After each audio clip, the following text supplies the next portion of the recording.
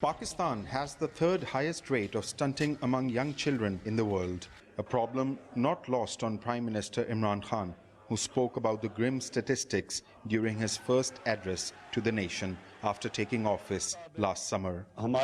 Pakistan is among those 5 countries in which most of our children die before the age of 5 due to diseases caused by contaminated water. Pakistan is also included in top 5 countries of the world where rate of female mortality is very high. Unfortunately, we are among the top 5 countries in the world where children die because of malnutrition, and stunted growth is also a result of malnutrition. Experts say stunted children have on average a 7-month delay in starting school. They show low IQ compared to normal children and therefore are more likely to repeat a grade at school.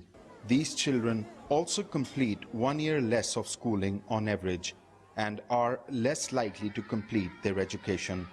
Government officials say efforts at intervention must start with pregnant mothers. Stunted growth it arises when from the very beginning of, for example, not only of a child life, but the start of the stunted growth is in the tummy of the mother. If a mother is weak and she is unable to provide appropriate nutritious food inside the tummy while the child is in the tummy during this 9 months of pregnancy, and if she is herself malnourished, so how she will be providing nutritious macronutrients and macronutrients to a child. But perhaps the greatest contributor to stunting is Pakistan's contaminated water, which leads to recurrent diarrhea and the inability of children to absorb nutrients.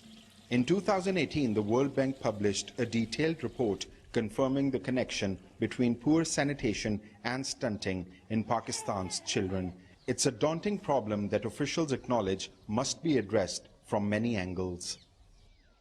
Malnutrition, or if you say you focus on the stunted growth, so yes, it is the priority of the government of Pakistan. But we have to look into the, as you asked, the various parameters or the various areas which initially to be addressed, like availability of food across the board to each and every family, the poor people. The food security issues should be addressed. The availability of the nutritious food or the appropriate food, that should be addressed.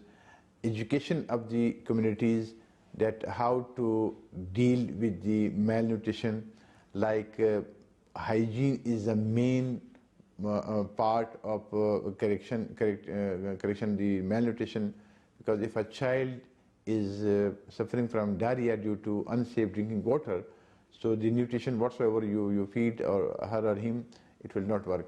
So these are some pillar areas which has to be corrected before launching a complete program. Pakistan already has an extensive health outreach program that targets rural citizens, that with improvement could help to reduce inequalities. Experts say regular monitoring and accountability will be critical if Pakistan is to successfully address malnutrition.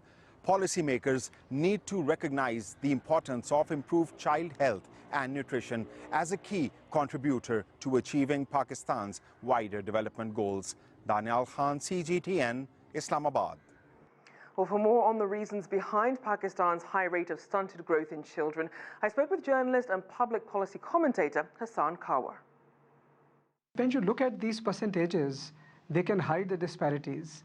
And it's not just 41%. You are talking about cities and provinces in Pakistan which have as high stunting as, let's say, 50%, which is remarkable, because in a country where you have fast motorways, you have cutting-edge power plants, so this is ironical.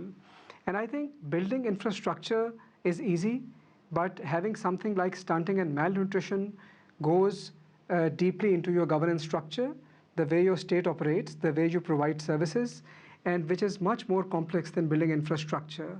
And I think in Pakistan, if you look at last many years, the rate of stunting has gone down by, let's just say, 0.5% a year, which shows that we have not really been up to the mark in terms of bringing it all together. And also when you look at a problem like stunting, it's a multi-sector issue.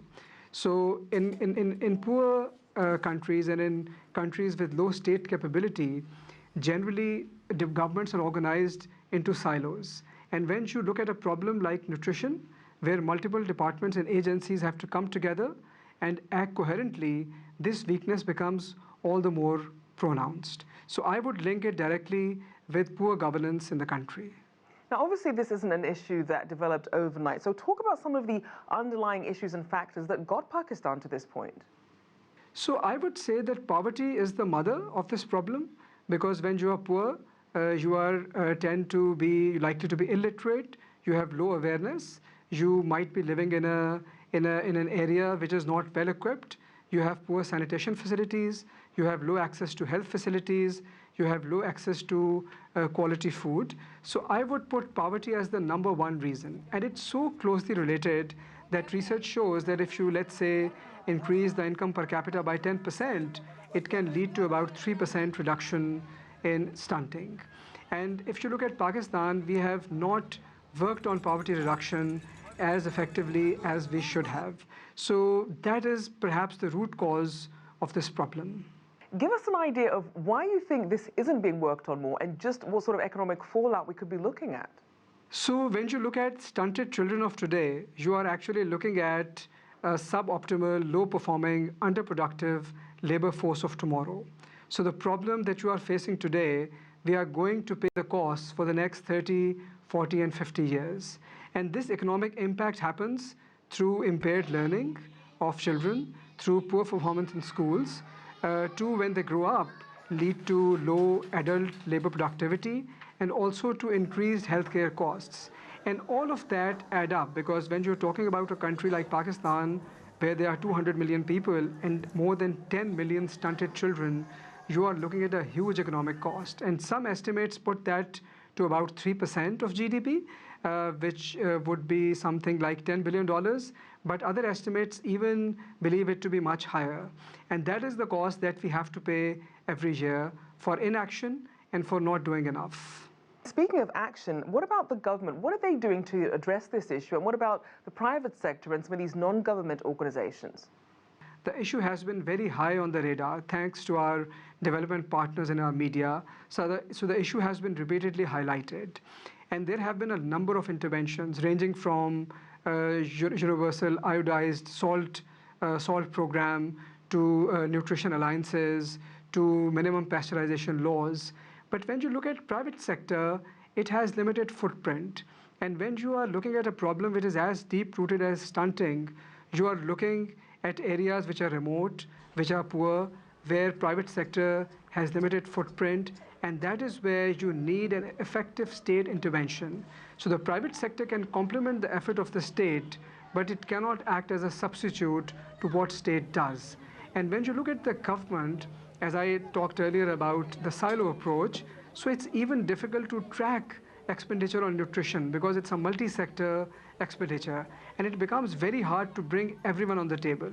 And if you look at the more recent history, Pakistan, you know, is facing an economic crisis, which means working on fiscal deficits, which means cutting down development expenditure. So this shows that Pakistan currently is actually having a very hard time in bringing together the resources to attack the problem. And my gut feel is that the next few years are going to be tough in this respect. So as you look around the world at other countries that are also tackling malnutrition and stunting, are there any countries that come to mind that Pakistan could look to as a good example? So I would say Peru is a great example, because if you look at Peru, Peru used to have very high rates of stunting, and in a very short span of time, they reduced that to about half. So I think that is one example. And some of the interventions that they have used and the other countries have used are the conditional cash transfers. And if you look at Pakistan, we have a huge cash transfer program, Benazir Income Support Program. So I believe if the government makes use of that program and bring in conditional cash transfers, that could be a good lever to give it some push. Well, that's it for this month's edition of Inside and Out on Global Business. But for more stories relating to the business of health, check out our dedicated page on our website. Go to cgtn.com/America and click on the Inside and Out tab.